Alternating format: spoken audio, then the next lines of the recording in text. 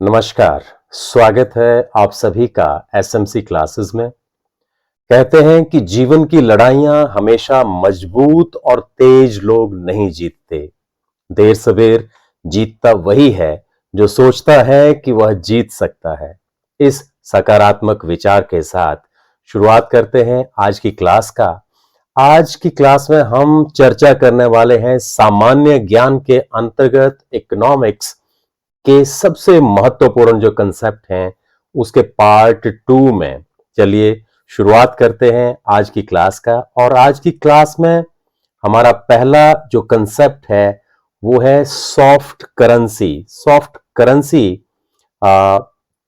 एक ऐसी करेंसी है जिसकी जो सप्लाई है फॉरेन मार्केट में, फॉरेक्स मार्केट में, वो उसकी डिमांड के कंपैरिजन में, उसकी मांग के कंपैरिजन में ज्यादा पाई जाती है। मतलब जिसकी मांग कम पाई जाती है और पूर्ति अधिक पाई जाती है। और ऐसी करेंसी की जो वैल्यू है वो अक्सर फ्लक्चुएट भी करती रहती है।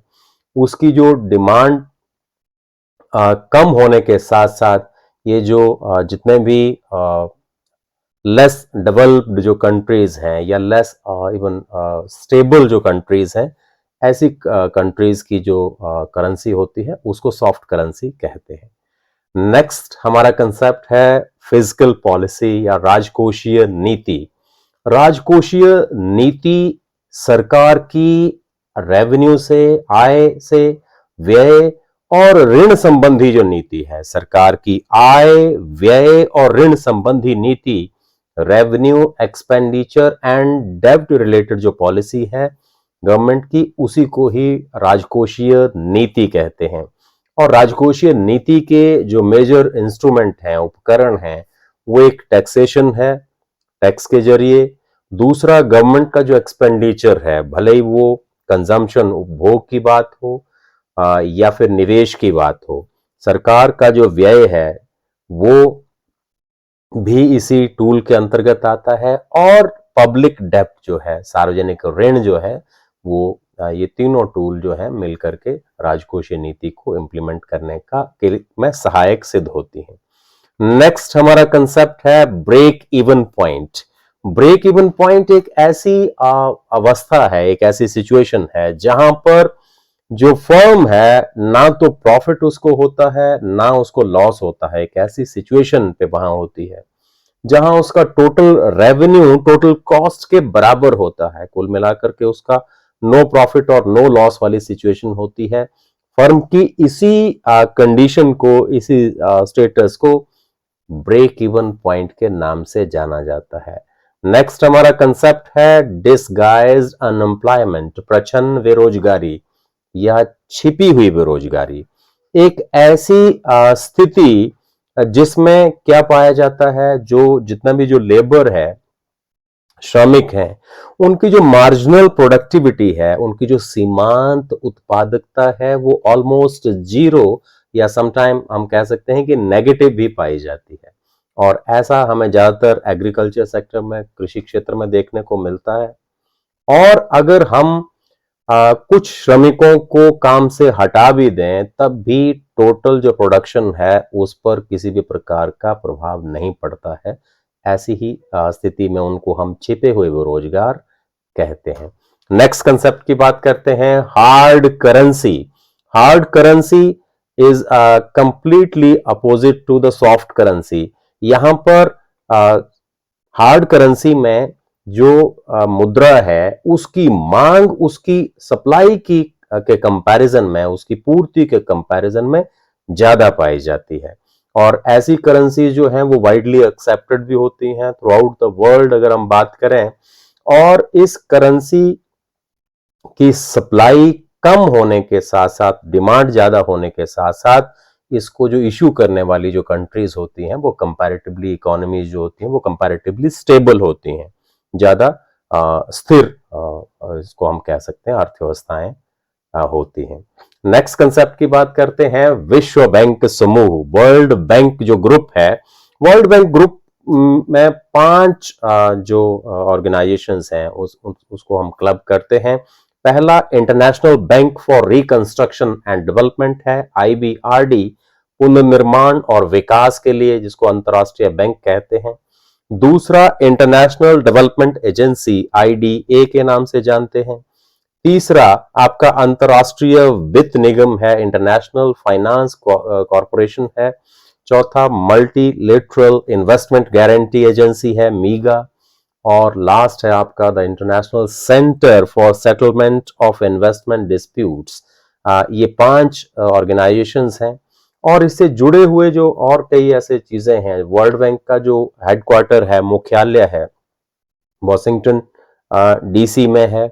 इसको वर्ल्ड बैंक को जिसको हम कहते हैं ब्रेटन वुड्स ट्विंस में से एक है। ब्रेटन वुड जो सम्मेलन था, समिट था, उसमें 2 संस्थाएं एक साथ हमारे सामने आई थी। एक था IMF, इंटरनेशनल मॉनेटरी फंड, और दूसरा वर्ल्ड बैंक था in the year 1944। World bank का दूसरा नाम जो है वो international bank for reconstruction and development है और IBRD के नाम से हम जानते हैं। और वर्ल्ड बैंक का मुख्य काम यही है कि सभी देशों में डेवलपमेंट पर्पस के लिए, रिकंस्ट्रक्शन के लिए जो फाइनेंस है, क्रेडिट है, वो प्रोवाइड करने का काम है। विश्व बैंक की उदार ऋण की खिड़की, जिसको सॉफ्ट लोन विंडो भी कहते हैं, वो इंटरनेशनल डेवलपमेंट एजेंसी है, IDA है, जो बड़ी कम और मामूली सी ब्याज दरों पे या कई बार बिना ब्याज के भी जो ऋण है विभिन्न देशों को डेवलपमेंट के लिए प्रोवाइड करती है। और इसके एनुअल जो पब्लिकेशन है वर्ल्ड बैंक का, वर्ल्ड डेवलपमेंट रिपोर्ट, वो बहुत ही प्रसिद्ध है, बहुत ही फेमस है। इसके साथ साथ हम नेक्स्ट कंसेप्ट की बात करते हैं, वो है आपका विश्व व्यापार संगठन, वर्ल्ड ट्रेड ऑर्गेनाइजेशन।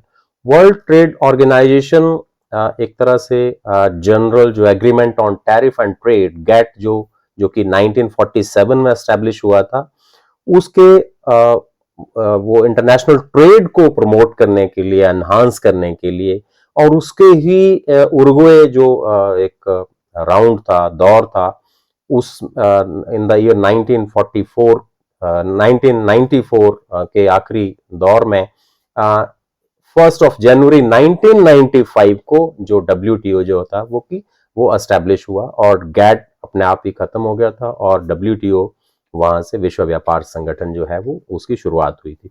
इसका हेडक्वार्टर जो है वो जिनेवा, स्विट्जरलैंड में है। और WTO को ही जो वर्ल्ड ट्रेड है, इंटरनेशनल ट्रेड है, उसका वॉचडॉग भी कहा जाता है। कहीं ना कहीं WTO की देखरेख में ही इंटरनेशनल जो ट्रेड है उसको उसका काम किया जाता है, उसको प्रमोट करने का काम जो है वो WTO के पास ही है। नेक्स्ट कंसेप्ट जो है वो RBI से जुड़ा हुआ है, रिजर्व बैंक ऑफ इंडिया से जुड़ा हुआ है। और रिजर्व बैंक ऑफ इंडिया जो है वो भारत का एक तरफ तो सेंट्रल बैंक है, केंद्रीय बैंक है। केंद्रीय बैंक होने के साथ साथ इसको जो एस्टैब्लिश किया गया था वो इन द ईयर 1935 में, जो कि बैंकिंग एक्ट है 1934, उसके अंतर्गत किया गया। और 1949 में इसको नेशनलाइज कर दिया गया, इसका राष्ट्रीयकरण कर दिया गया। और ये देश का अपेक्स बैंक भी है, सर्वोच्च बैंक भी है। इसके साथ साथ इसको बैंकों का बैंक कहा जाता है। RBI is also considered as the custodian of foreign reserve, विदेशी मुद्रा जो भंडार है उसका संरक्षक भी इसको कहा जाता है। और मौद्रिक नीति का नियंत्रक भी इसको कहा जाता है। मौद्रिक नीति का निर्माण जो है वो RBI के अंतर्गत उसकी देखरेख में ही किया जाता है। और नोट जारी करने का एकाधिकार, मोनोपोली ऑफ नोट इशू, ये भी RBI के पास है, रिजर्व बैंक ऑफ इंडिया के पास है। इसके साथ साथ इसको सरकार का बैंक भी कहा जाता है। नेक्स्ट कंसेप्ट की हम बात करते हैं, वो है आपका जीरो वेस्ड बजटिंग, शून्य आधारित बजट। शून्य आधारित बजट एक ऐसी टर्म है जिसमें हम प्रीवियस ईयर्स के जो बजट होते हैं उसमें सारी की सारी जितनी भी आइटम्स होती हैं उनको रीवैल्यूएट करते हैं और उनकी रिक्वायरमेंट पिछले को जीरो मान करके नए सिरे से उनका इवैल्यूएशन करते हैं, उनका मूल्यांकन करते हैं। और उस मूल्यांकन के बाद अगर ऐसे रिक्वायरमेंट लगे कि बजट वहां पर जारी करना चाहिए एक्सपेंडिचर के लिए या निवेश के लिए, तब जाकर के नए नए नए सिरे से उस पर्टिकुलर आइटम के लिए बजट दिया जाता है। मतलब पिछले बजट में जारी जितना भी जो अमाउंट होता है उसको जीरो मान करके नए सिरे से उसको बजट इशू किया जाता है, जारी किया जाता है, निर्धारित किया जाता है। इसी को जीरो बेस्ड बजटिंग या शून्य आधारित बजट कहते हैं। उसके बाद हमारा लास्ट जो आज का कंसेप्ट है वो है मॉनेटरी पॉलिसी को लेकर के, मौद्रिक नीति को लेकर के। मौद्रिक नीति बहुत इंपॉर्टेंट है। राजकोषीय नीति के साथ साथ मौद्रिक नीति किसी भी अर्थव्यवस्था में बहुत इंपॉर्टेंट रहती है।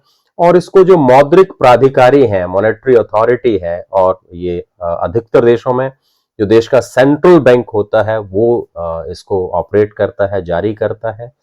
इसके अंतर्गत मुद्रा की पूर्ति, सप्लाई ऑफ मनी, मुद्रा की उपलब्धता, अवेलेबिलिटी ऑफ मनी, और तीसरा मुद्रा की लागत। तीन चीजों का जो कॉस्ट ऑफ मनी है, मतलब जो ब्याज की दर है, इन तीन चीजों को, मुद्रा की पूर्ति को, उपलब्धता को, और तीसरा मुद्रा की लागत को, ब्याज दरों को नियमित भी किया जाता है और नियंत्रित भी किया जाता है as per the requirement of the economy, की अर्थव्यवस्था में किस तरह की जरूरत है, कैसे उद्देश्य हैं, उनकी पूर्ति को ध्यान में रखकर मुद्रा की पूर्ति, उपलब्धता और साथ में लागत को नियमित किया जाता है, नियंत्रित किया जाता है।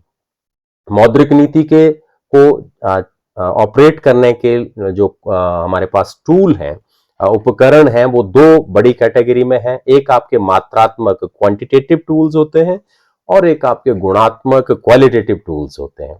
क्वांटिटेटिव में रेपो रेट है, रिवर्स रेपो रेट है, बैंक रेट है, कैश रिजर्व रेशो है, आपका स्टैट्यूटरी लिक्विडिटी रेशो है, ओपन मार्केट ऑपरेशंस है, मार्जिनल स्टैंडिंग फैसिलिटी रेट है।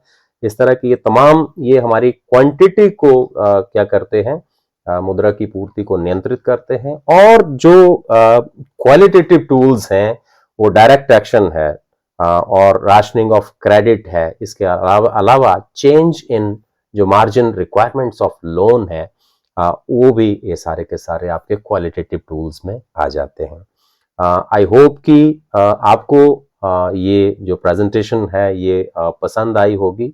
और अगर आप चाहते हैं कि इस तरह की बाकी जो इकोनॉमिक्स से जुड़े हुए कंसेप्ट हैं उनको भी आप देखें तो आप चैनल पर जा सकते हैं।